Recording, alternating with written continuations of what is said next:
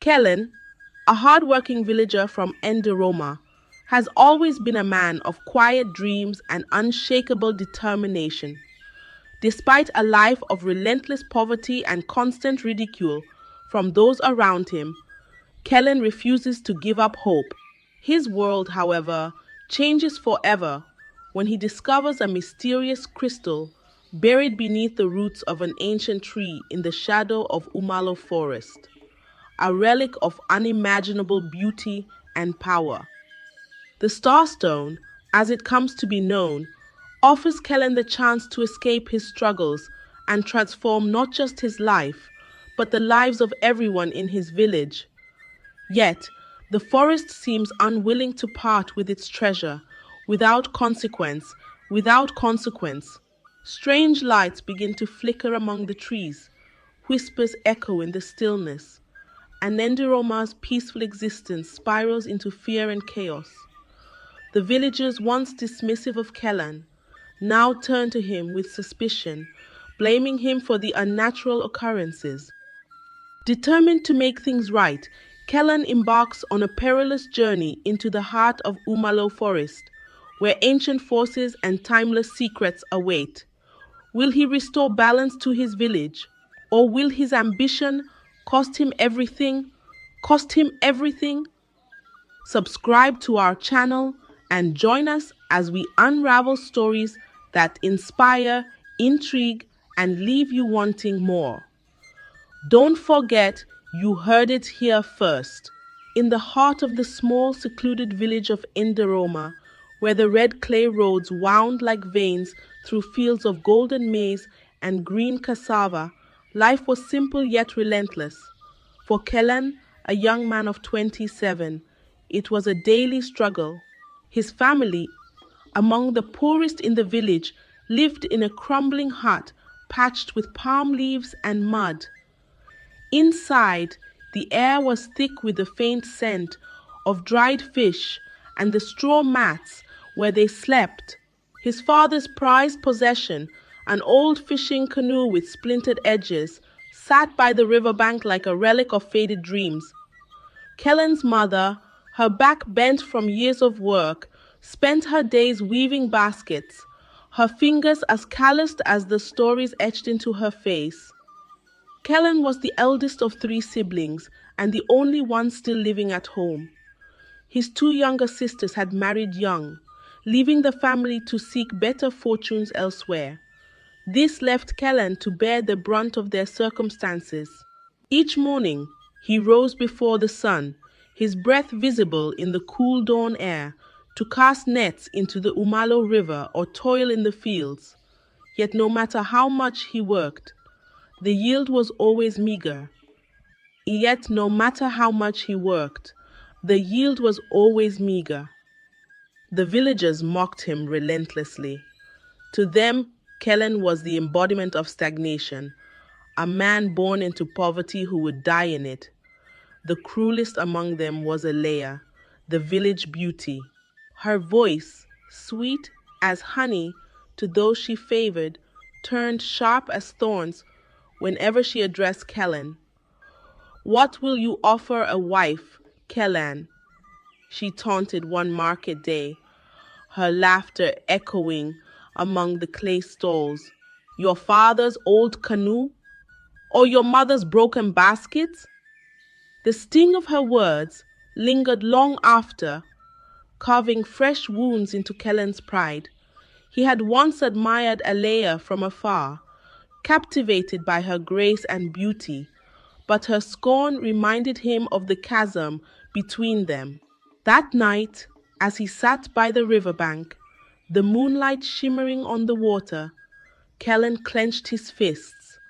He wanted more than this, more than the ridicule, the hunger, the endless cycle of toil. Yet the path to something better seemed as distant as the stars above. Life took an unexpected turn the day Kellan met Maris. She was a stranger in Nderoma, a quiet woman from a neighboring village who had come to sell her vegetables and hand-sewn garments. Her face, though lined with hardship, carried a warmth that drew Kellan in. She had no family, having lost her parents in a fire when she was a child. Left with nothing but an old spindle her mother had cherished, Maris had built a life of resilience, tending her small garden and mending clothes to survive. Their meeting was unremarkable, an exchange of words at the market stall, but something in Maris's gentle demeanor resonated with Kellan. She didn't laugh at his tattered clothes or look down on his patched sandals. Instead, she spoke to him with kindness, her eyes meeting his without judgment. That evening, Kellan lingered near her stall, helping her pack up and carry her goods. It was the start of something neither of them had expected. Over the weeks that followed, Kellan and Maris grew closer. Their conversations stretched into the evenings as they shared stories of their struggles, their hopes, and their fears. For the first time, Kellan felt understood. Maris didn't see him as a man trapped by poverty, but as someone who tried every day to rise above it, and Kellan admired Maris's quiet strength, her ability to endure without bitterness. Together, they found solace in each other's company. One day, as they walked along the edge of Umalo Forest, Kellan turned to Maris. "I want to marry you," he said, his voice steady, despite the racing of his heart. "I have little to offer, but I will do everything I can to make you happy." Maris smiled, a soft, genuine expression that lit up her face. "I don't need riches, Kellan," she replied. "I need someone who will stand by me, as I will stand by them." Their wedding was a modest affair, held under the sprawling branches of a baobab tree. It lacked the grandeur of other village ceremonies. There were no lavish feasts, no fine fabrics or dancing troupe. Instead, they exchanged vows before a small gathering of friends and the village elder, their love the only adornment needed. Kellan wore his best tunic, freshly washed and mended, while Maris donned a simple dress she had sewn herself. The villagers, of course, were quick to mock. "Poverty marries poverty," Alea sneered, her voice cutting through the crowd like a knife. "Their children will be born with empty stomachs." But Kellan and Maris paid no heed. Their joy was unshaken, rooted in the quiet certainty of their bond. They moved into the small hut that had been Kellan's childhood home, its walls still cracked and its roof still leaking. Together, they worked tirelessly. Maris continued sewing, her spindle spinning threads of survival, while Kellan expanded his fishing routes and began clearing an overgrown patch of land near the forest. They dreamed of planting a small garden there, a sanctuary where they could grow more than just food, where they could grow hope. Despite their hard work, the ridicule from the villagers persisted. Alea and her friends made a game of passing by Maris's sewing stall, whispering cruel jokes loud enough for her to hear. Others, emboldened by the crowd, openly questioned how long their marriage would last. "Love won't fill your stomachs," one man jeered. "Soon enough, they'll be back to begging for scraps." Yet Kellan and Maris endured. They leaned on each other during the hardest days, drawing strength from their shared resolve. Kellan often remembered his father's words: "A man's worth isn't measured by what he has, but by how he holds onto hope when he has nothing." It was this hope that kept them going, even when exhaustion weighed heavy on their shoulders. Late at night, as they sat by the fire, they would talk of a future where their children wouldn't know hunger, where their home wouldn't leak during the rains, and where the laughter of the villagers would no longer sting. One particularly grueling day, As Kellan hacked away at the stubborn roots of an old tree in the overgrown plot, he felt the weight of their struggles pressing down on him. His hands were raw, his back ached, and his stomach growled with hunger. For a brief moment, doubt crept in. Would things ever truly get better? But then he thought of Maris, her quiet determination, her unwavering belief in him. That was enough to push him forward, to keep his hands moving despite the pain. Little did he know that beneath those roots lay something that would change their lives forever. The morning was crisp and quiet, the kind of day when the air hummed with the promise of possibilities. Kellan stood in the overgrown plot of land at the edge of Umalo Forest, a machete in hand and determination etched into his face. The field was dense with tangled weeds, stubborn roots, and patches of wild grass that had claimed the soil as their own. This was the plot where Kellan and Maris had dreamed of planting a garden, a small space that would become their sanctuary. But the land was unyielding, and Kellan's hands were already blistered from days of relentless work. He gritted his teeth and swung the machete, hacking away at the undergrowth. Each swing was a rhythm, a mantra of resilience. Sweat trickled down his brow, soaking his shirt, but he pressed on.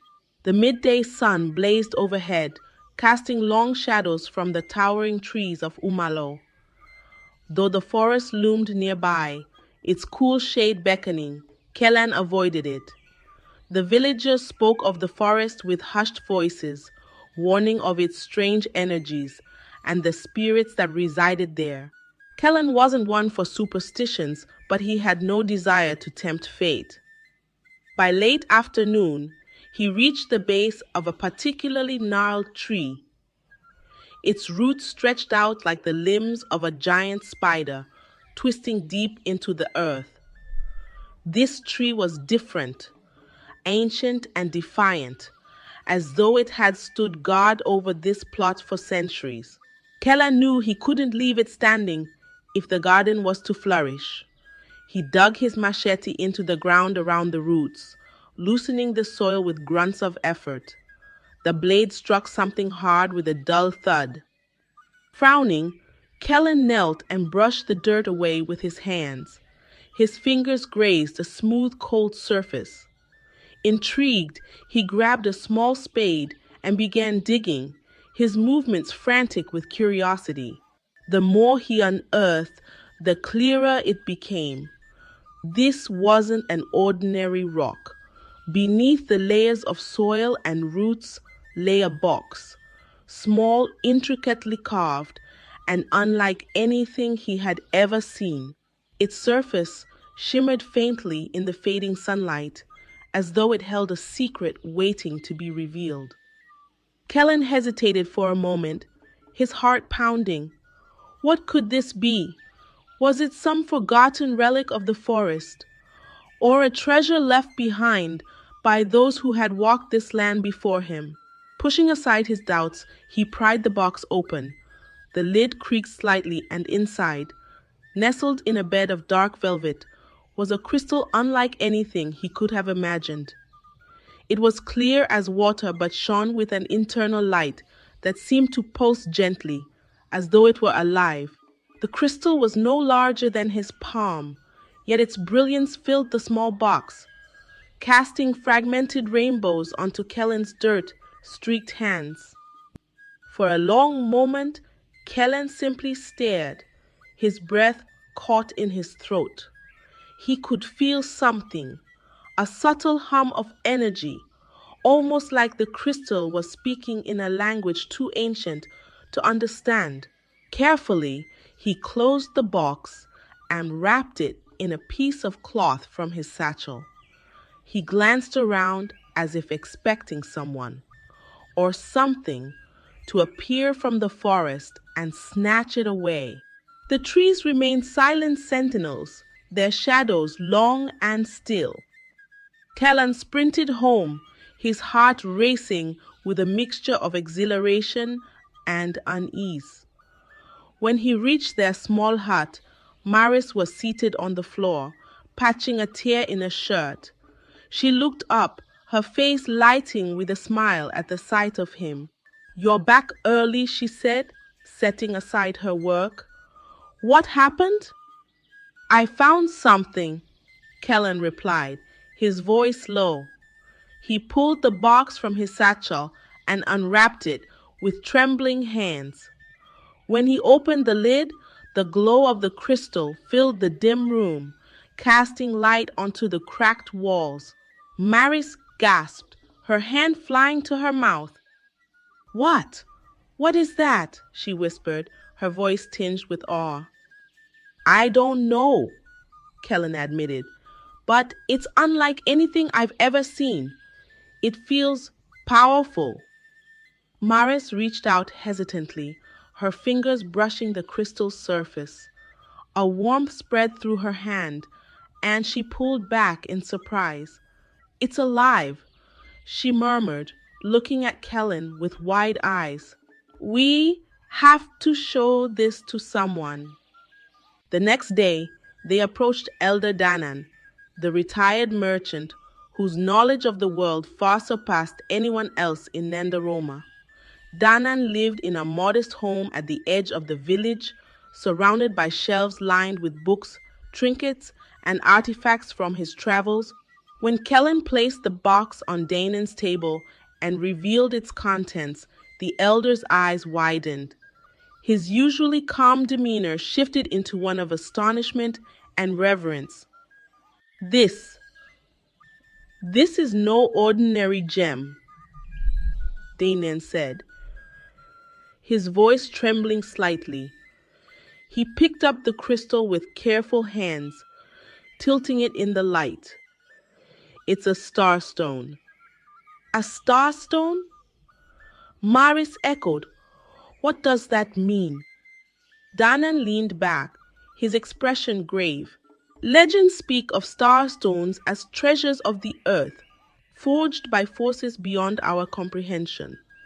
They are said to hold immense power, power to bring prosperity or destruction, depending on how they are used. People have gone to war over these stones. People have gone to war over these stones. If what bring envy, greed, and danger." Kellan and Maris exchanged uneasy glances. "What should we do?" Kellan asked. Danan sighed. "You must tread carefully. This stone could change your lives, but it could also attract those who would do anything to take it from you. If you choose to sell it, do so discreetly and with someone you trust." Kellan nodded, determination hardening in his chest. They would have to act wisely, but for the first time in his life, he felt that the weight of their struggles might finally be lifted. With Danan's guidance, they set out to the city a week later, carrying the starstone hidden in a cloth-lined box. The journey was long and arduous, the dirt roads winding through dense forests and open plains. They spoke little, their minds preoccupied with what awaited them. When they reached the bustling city of Uvalis, its noise and chaos overwhelmed them. Merchants shouted their wares, children darted through crowded streets, and the scent of roasted spices filled the air. Danan had arranged a meeting with a trusted acquaintance, Lord Torian, a jeweler known for his dealings in rare and valuable artifacts. Torian was a tall man with sharp features and an air of authority. His private chambers were adorned with treasures from across the lands, golden trinkets, rare gemstones, and ancient sculptures. When Kellan and Maris presented the starstone, Torian's composed facade cracked. He let out a soft gasp. He let out a soft gasp, his eyes widening as he examined the crystal under a magnifying lens. "This is extraordinary," he murmured. a starstone of this purity. Torian offered them a fortune, enough to transform their lives entirely. But before handing over the payment, he leaned forward, his voice low. Take heed, he warned. Wealth can change a man, but it can also change those around him. Guard yourselves well. Kellan and Maris left the city with more money than they had ever dreamed possible. As the city gates disappeared behind them, Maris squeezed Kellan's hand, her eyes shimmering with a mixture of relief and excitement. Do you think this is the start of something new? She asked softly. Kellan looked out at the horizon, the weight of the Starstone's journey still lingering in his mind. I don't know, he admitted, but whatever happens, we'll face it together.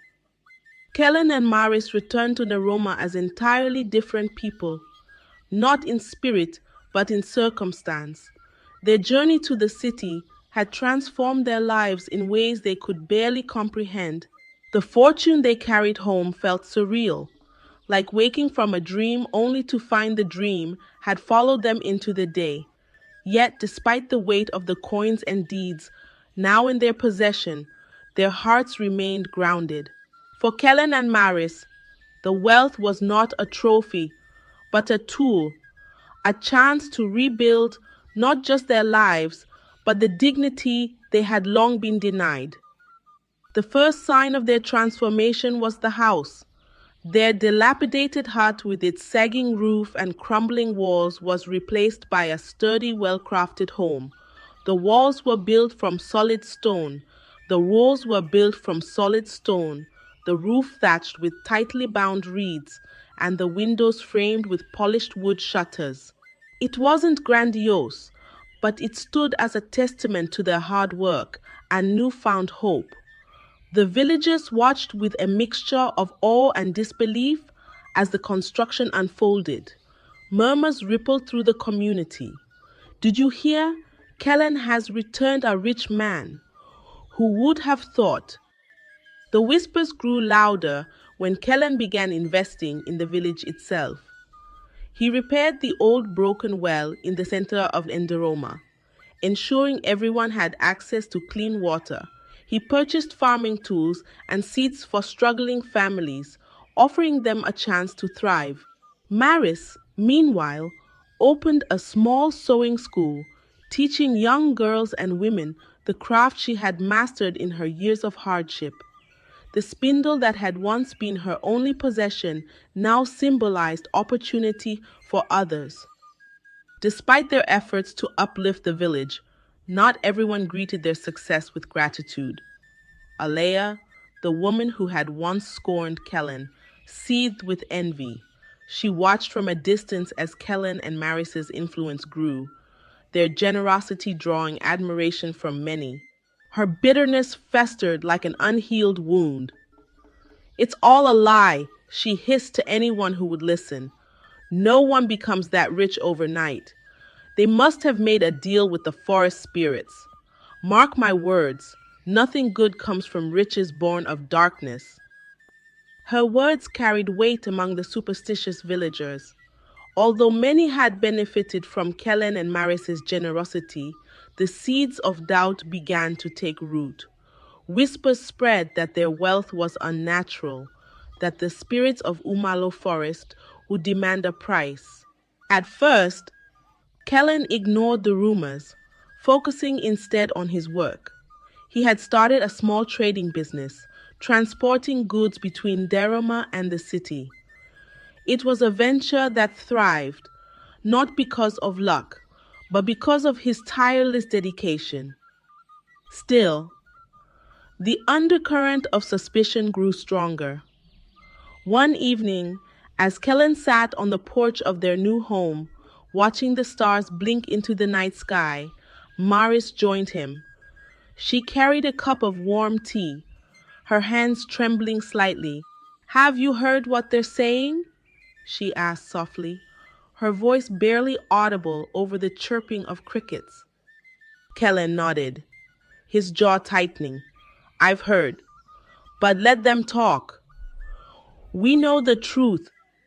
Maris sighed, setting the cup down on the wooden railing. I don't care what they say about me, but you've done so much for this village, Kellan. You don't deserve their distrust. He reached for her hand, his grip firm yet comforting. They're afraid of what they don't understand, but fear doesn't last forever. We'll prove to them that we're here to help.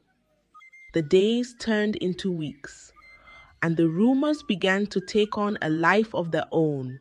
Some claimed they had seen strange lights in the forest at night, glowing orbs that danced among the trees. Others swore they had heard whispers carried on the wind, voices calling out Kellan's name. The villagers, already wary of the forest's mysteries, began avoiding its edge altogether. For Kellan and Maris, the forest was a distant concern. Their focus was on building a future, not just for themselves, but for the generations to come. Maris's sewing school flourished, with women and girls from nearby villages traveling to learn from her. Kellan's trading routes expanded, bringing prosperity not only to his family, but to Nderoma as a whole. Their success was undeniable, yet so too was the growing tension in the air. One market day, as Maris sold a set of finely sewn garments, Alea approached her stall. Her smile was thin, her eyes sharp as she scanned the crowd gathered around Maris. Impressive, she said, her tone dripping with false sweetness. You've certainly made a name for yourself. Maris met her gaze calmly. We've worked hard, Alea. That's all there is to it. Alea leaned in, her voice dropping to a whisper. Hard work, or something else. People are starting to wonder, you know. Strange things have been happening since you two came back. Maris felt a flicker of unease, but kept her composure. Strange things happen all the time, Alea.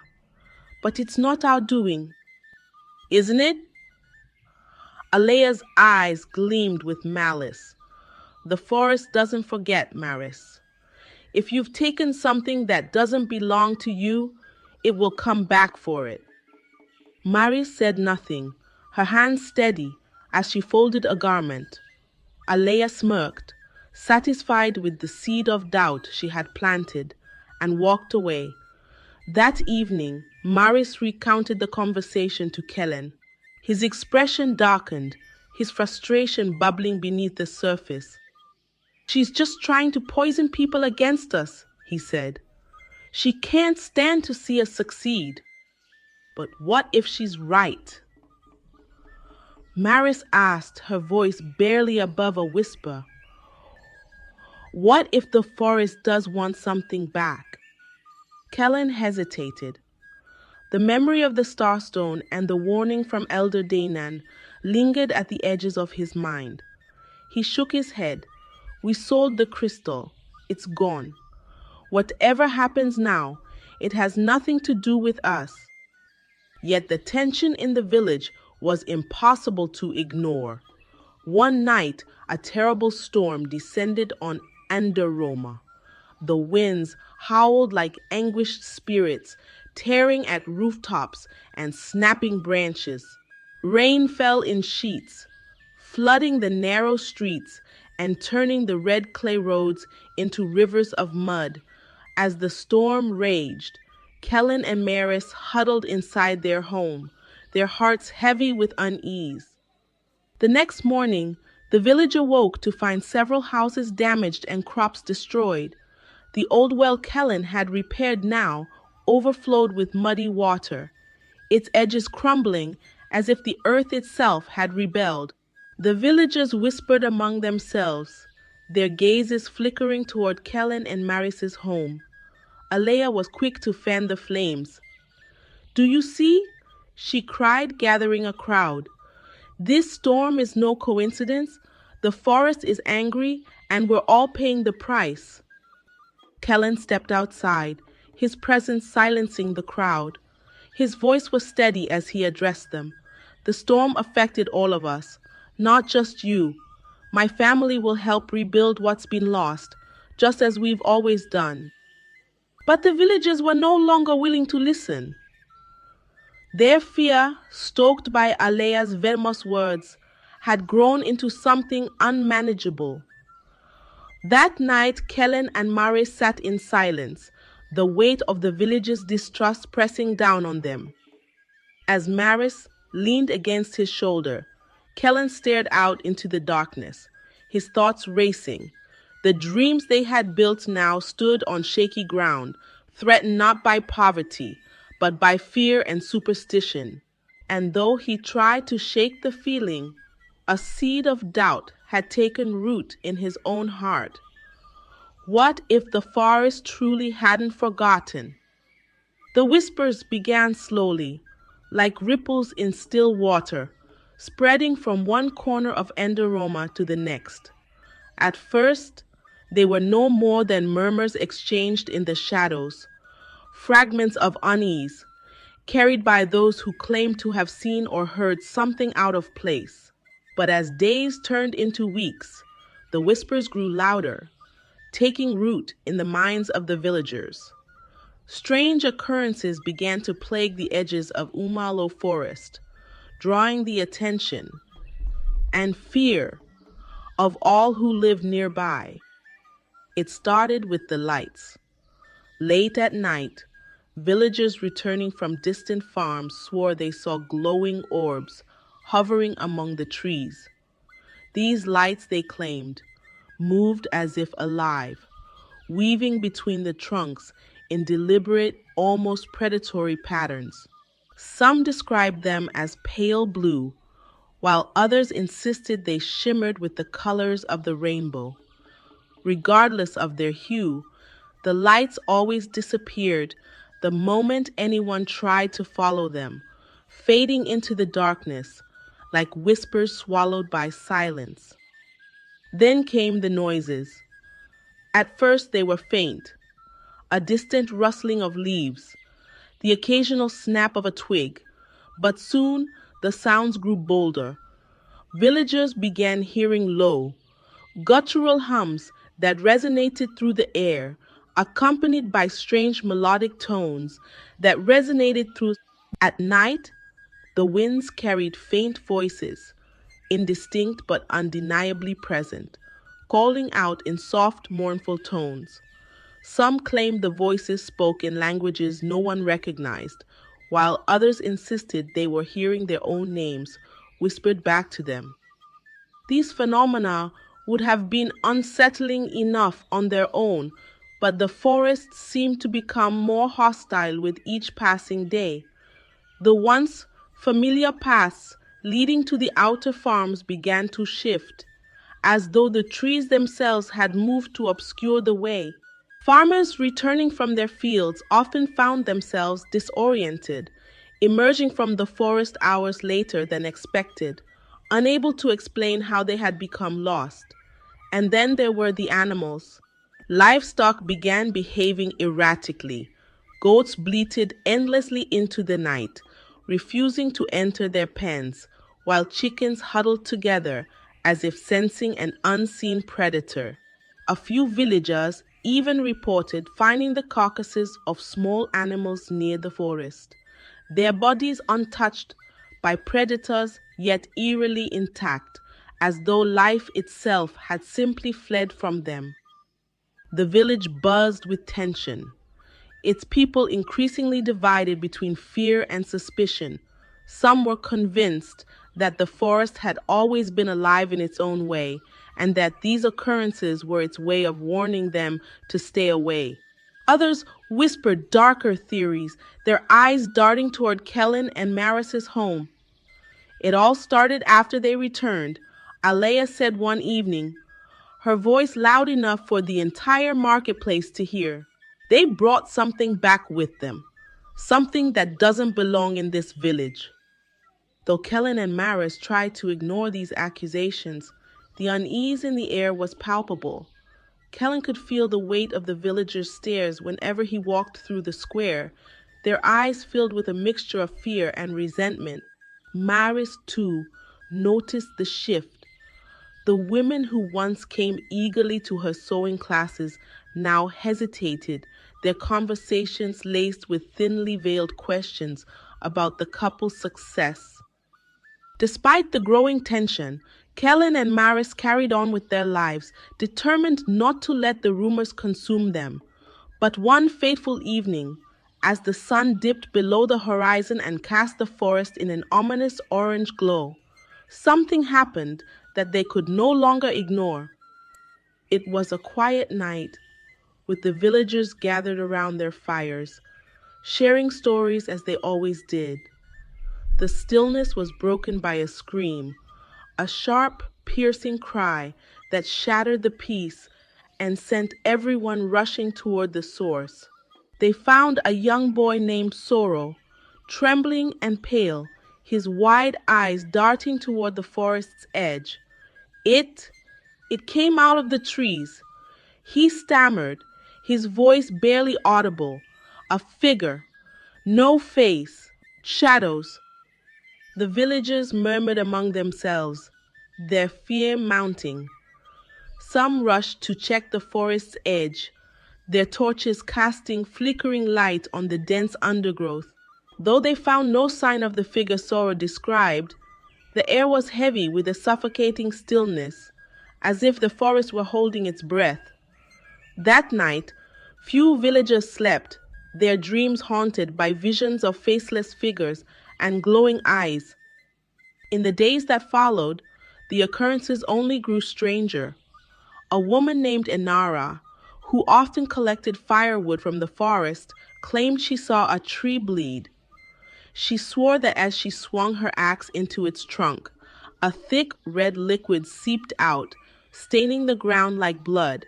She fled without gathering her wood, and though some dismissed her story as hysteria, others noticed that she never ventured near the forest again.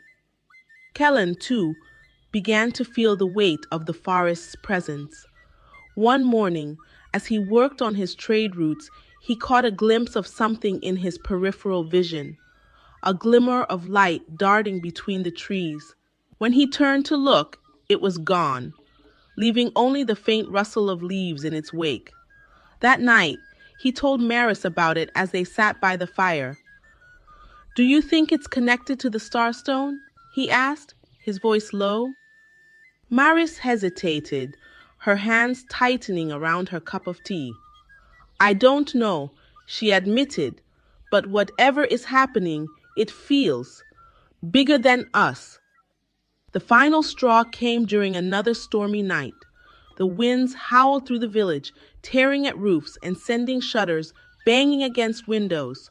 Lightning illuminated the forest in flashes, revealing fleeting glimpses of what seemed to be figures standing among the trees. One bolt struck particularly close, shaking the ground and splitting a large tree near the village's edge. The next morning, the villagers gathered to inspect the damage. There, at the base of the fallen tree, they found something that sent chills through them all. A carving etched into the bark, a symbol no one recognized, but that seemed to pulse faintly, as though it were alive. The chief elder called an emergency meeting, his face grave as he addressed the villagers. "The forest is speaking to us," he said. "Whether we have wronged it or it seeks to warn us, I cannot say, but we must act carefully." Alea, ever eager to fuel the fire, stepped forward. "We all know where this started," she said, her gaze locking onto Kellan. "He and his wife have brought this upon us. The starstone they found. It was never meant to leave the forest." Kellan stood, his jaw clenched. "We did what we thought was right," he said firmly. "We sold the crystal to secure a better future, not to harm anyone." But the villagers were no longer willing to listen. Their fear had reached a boiling point, and Kellan could feel the tide turning against him. That night, as he and Maris sat in their home, a sense of foreboding settled over them. The village they had worked so hard to uplift now viewed them as outcasts, and the forest, once a distant, mysterious presence, felt closer than ever. As the wind rustled through the trees and the faint glow of the forest lights shimmered on the horizon, Kellan knew there was no escaping the truth. The forest had not forgotten, and whatever debt they owed, it would have to be repaid. The decision was made at dawn. The villagers, restless and anxious after weeks of strange occurrences, gathered in the square under the pale light of the rising sun. Fear etched into their faces. They turned to their faces. They turned to the elders for guidance. Their voices a chaotic mix of panic and blame. The chief elder, his voice steady despite the tension in the air, raised his hand for silence. "We cannot ignore the forest any longer," he declared. "If the spirits are angry, we must appease them. And if the cause of their anger is the Starstone, then it must be returned." All eyes turned to Kellan. Standing at the edge of the crowd, his jaw tightened under the weight of their stares. Maris stood beside him, her hand gripping his arm, a silent show of support. The villagers waited for his response, their collective breath held as though their fate depended on his answer. "I'll go," Kellan said, his voice clear and resolute. "I'll return the Starstone." Maris's grip on his arm tightened, but she didn't protest.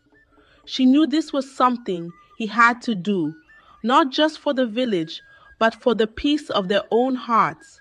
"I'm coming with you," she said softly, her voice firm despite the tremor beneath it. The elder nodded, though his expression was grim. "You won't go alone. Elder Danon will guide you, and a few brave villagers will join you." By mid-morning, the small group stood at the edge of Umalo Forest, their torches flickering in the breeze. Kellan carried the Starstone in a simple cloth pouch slung across his chest, its faint glow seeping through the fabric. The villagers who had volunteered to accompany him, two young men named Joran and Tivo, along with an older hunter called Nera, looked uneasy but determined. Elder Dan, his face a mask of calm wisdom, led the way. "Stay close," Danon said as they stepped into the forest. "The paths here are not what they seem." The moment they crossed the threshold, the air changed. The forest was alive, not in the way of rustling leaves or chirping birds, but in a deeper, more unnerving sense. The trees seemed to lean inward, their branches reaching for one another like outstretched hands. The ground was soft beneath their feet, muffling their steps as though the earth itself sought to silence them. A faint mist clung to the undergrowth, swirling lazily around their ankles. At first, the journey was uneventful. They walked in silence, the tension in the group palpable. But as they ventured deeper, the forest began to shift. The light filtering through the canopy grew dimmer, tinged with a strange green hue.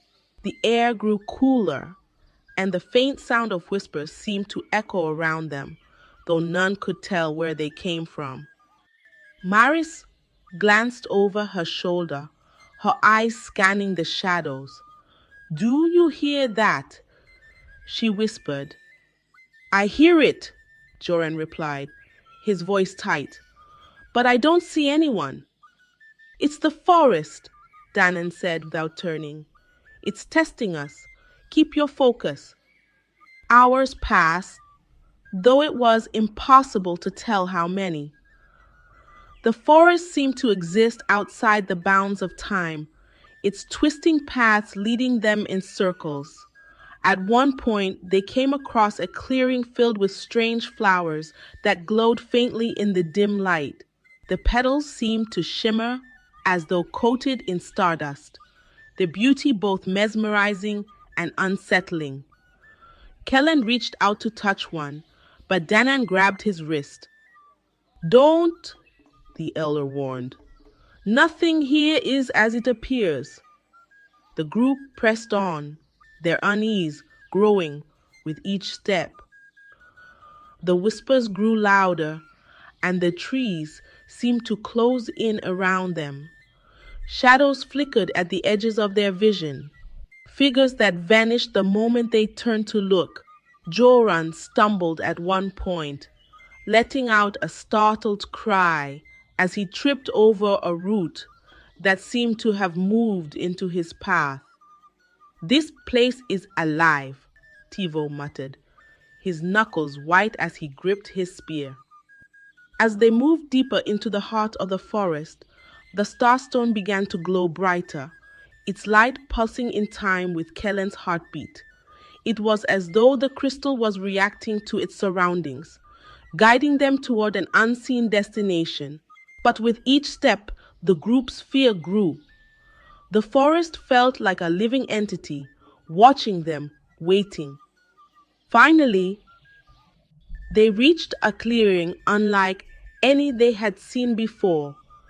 At its center stood a massive tree, its trunk twisted and gnarled, its branches stretching upward like the arms of a giant.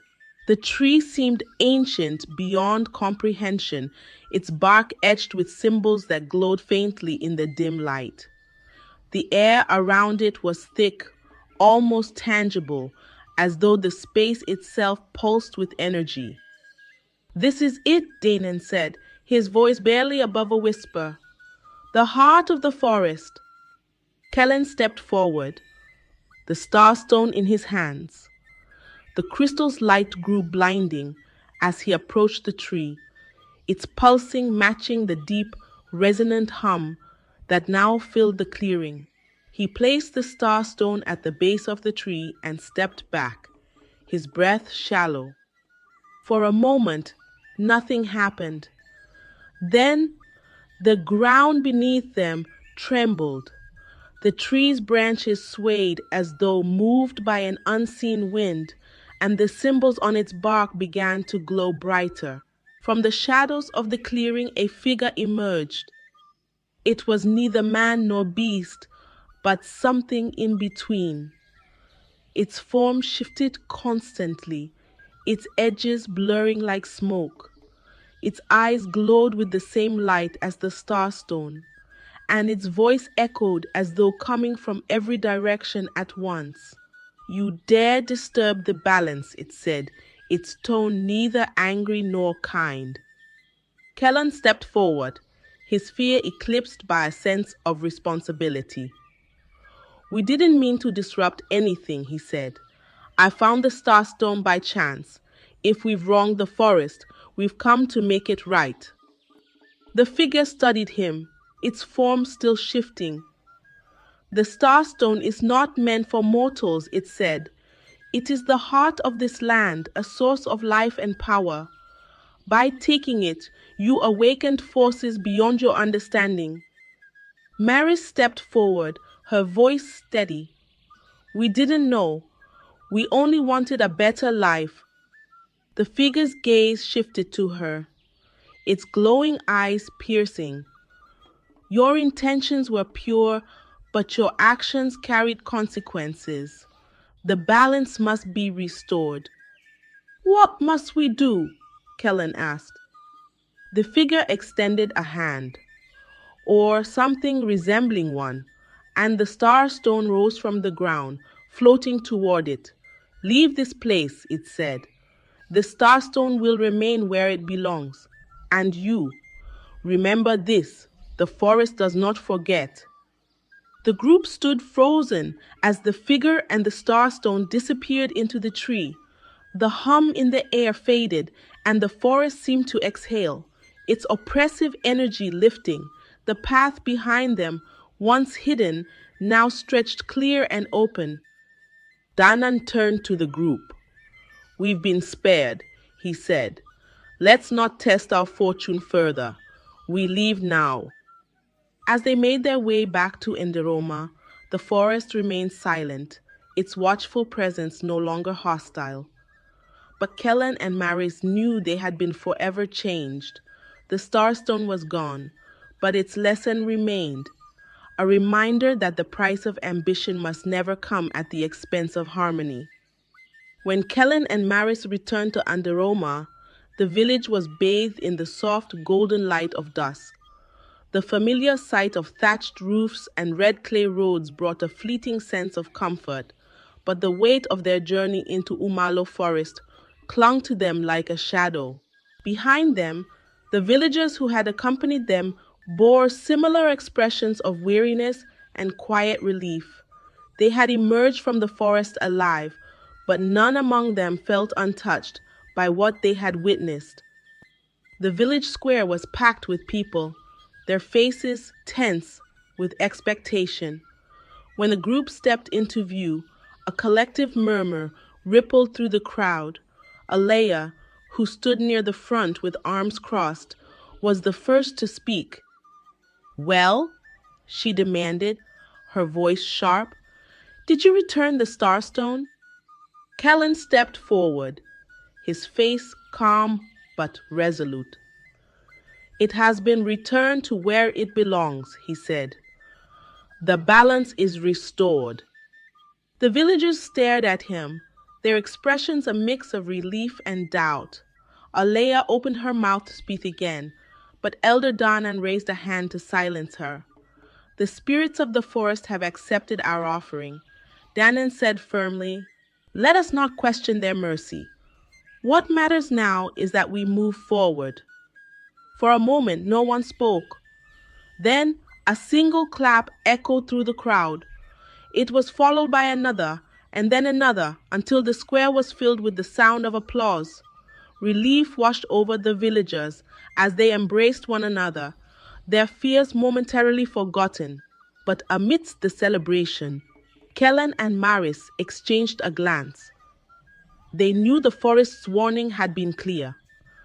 The past could not be erased, and its lessons must not be ignored.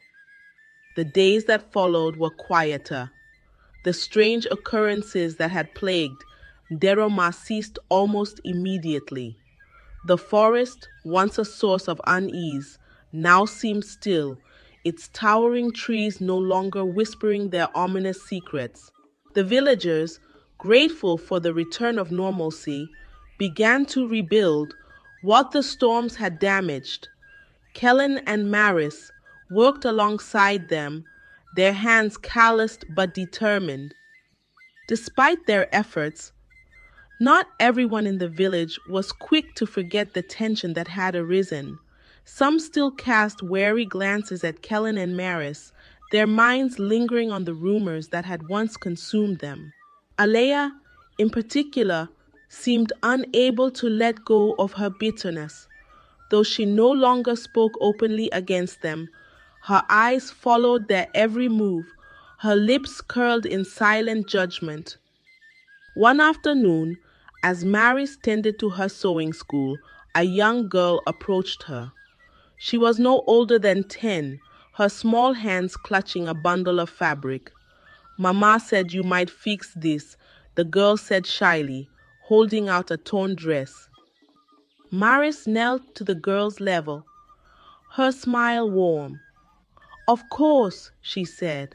"Come back tomorrow, and it'll be as good as new." As the girl ran off, Maris watched her go, a strange ache in her chest. The sewing school, once her pride, now felt like a bittersweet reminder of what had been lost. Though the villagers had begun to trust her again, the warmth that once filled the air around her students had dimmed. The weight of the forest's warning lingered, casting a shadow over her heart. That evening, as she and Kellan sat by the fire, she voiced her thoughts. "Do you think things will ever go back to how they were?" she asked, her voice soft, her voice soft. Kellan stared into the flames, his expression unreadable. I don't know, he admitted, but maybe they're not supposed to. Maybe they're not supposed to. Maybe this is how we grow, by learning from what we've done. Maris nodded slowly, his words resonating with her. They had gained so much and lost just as much, but perhaps that was the nature of life, a constant balance between triumph and trial. Over time, Kellan and Maris found new ways to rebuild their connection with the village. Kellan used what remained of their wealth to fund projects that benefited everyone, replanting damaged fields, repairing the schoolhouse, and creating a marketplace where villagers could sell their goods. And creating a market, Morris expanded her sewing school, teaching not just sewing, but weaving and embroidery, skills that empowered the women of Nderoma to create and sell their crafts. Gradually, the village's suspicion gave way to gratitude. They began to see Kellan and Maris not as the source of the forest's wrath, but as the heart of the village's resilience. Even Alaya, though still distant, seemed to soften. One day, she appeared at Maris's stall holding a bundle of fabric. I need a new dress, Alaya said simply, her tone devoid of its usual sharpness. Maris smiled gently, nodding. Of course, come back tomorrow. The gesture, though small, felt like a step toward healing. Elder Danan visited Kellan often, sharing stories of his travels and offering quiet wisdom. One evening, as they sat outside Kellan's home, the elder spoke of the forest. It's easy to think of the forest as something separate from us. He said, something wild, something to fear. But the truth is, it reflects us. When we take without thought, it responds in kind. When we give, it grows. Kellan listened, his gaze fixed on the horizon. I never meant to harm it, he said quietly. I just wanted a better life for my family. And you've achieved that, Danan replied. But remember this. True wealth isn't measured by what you take or what you have. It's measured by what you give and what you leave behind. The elder's words stayed with Kellan long after he left. As the months turned into years, Kellan and Maris continued to give of their time, their skills, and their hearts. They raised the family, teaching their children the values they had learned through hardship, humility, gratitude, and the importance of balance. Though they rarely spoke of the Starstone, it remained a quiet presence in their lives, a reminder of the path they had walked. Every so often, Kellan would find himself standing at the edge of Umalo Forest, staring into its depths. The forest seemed at peace now, its towering trees swaying gently in the wind. But he never ventured inside. Some boundaries, he had learned, were meant to be respected. In time, the story of Kellan and Maris became a legend in Nderoma. Parents told it to their children as a cautionary tale, a lesson about the dangers of greed and the power of humility. But for Kellan and Maris, it was not a story of caution. It was a story of redemption, of finding balance in a world that often sought to tip the scales. And as they sat on their porch one quiet evening, watching their children play in the fading light, Maris turned to Kellan and smiled. We've come a long way, she said. Kellan nodded, his hand resting over hers. And we'll keep going, he replied, together. The flames in the hearth crackled softly, their warmth a quiet echo of the resilience that had carried them through. They were no longer the same people who had entered Umalo Forest, but they were stronger for it, and in their hearts they carried the lessons of the forest, the balance between taking and giving, the importance of humility, and the unyielding power of hope. Years passed, and the story of Kellan and Maris became more than just a memory in Nderoma. It became a tale woven into the fabric of the village's identity. Their once simple home had grown into a bustling hub of life and community, where neighbors gathered to share meals, ideas, and laughter. The children of Nderoma grew up hearing of their journey, whispered in reverence, by parents who used the story to teach the delicate balance between ambition and humility. For Kellan and Maris, life moved forward with a quiet grace. Their children, now older, carried the values instilled in them through years of love and resilience. Their eldest, a spirited boy named Lior, often asked questions about the forest. Is it true the trees in Umalo can move? He asked one evening, his wide eyes reflecting the glow of the fire. Maris smiled, running her fingers through his hair. The forest is full of mysteries, she said, but it's also a mirror. It shows you who you are, your hopes, your fears, and your choices. Liar tilted his head, curious. Did it scare you? Kellan, seated nearby, set down the carving he was working on and leaned forward. It did, he admitted. But it also taught us something important. It taught us to respect what we don't understand and to never take more than we're willing to give back. The boy nodded, his young mind turning over the words, and Kellan couldn't help but smile. He saw himself in Leo's curiosity, but also in his quiet determination. It was a reminder of how far they had come, from the days when survival was their only goal to now, where they could guide their children toward lives of purpose and integrity. As the years rolled on, Kellan and Maris's contributions to the village grew into something enduring. The market Kellan had helped establish thrived, drawing traders from neighboring villages and fostering prosperity in ways Nderoma had never known. Maris's sewing school had become a center of artistry, producing garments that were sought after far and wide. But for the couple, these achievements were not about wealth or recognition. They were about building a legacy rooted in generosity and hope. One rainy season, a severe storm swept through Nderoma, flooding fields and damaging homes. The villagers, now seasoned in resilience, rallied together to rebuild. Kellan and Maris were at the forefront, organizing efforts to distribute supplies and repair roofs. Lalia and his siblings worked alongside them, proving that the lessons of their parents had taken root. It was during this time that a stranger arrived in the village. She was a young woman, dressed in a simple cloak soaked through from the rain.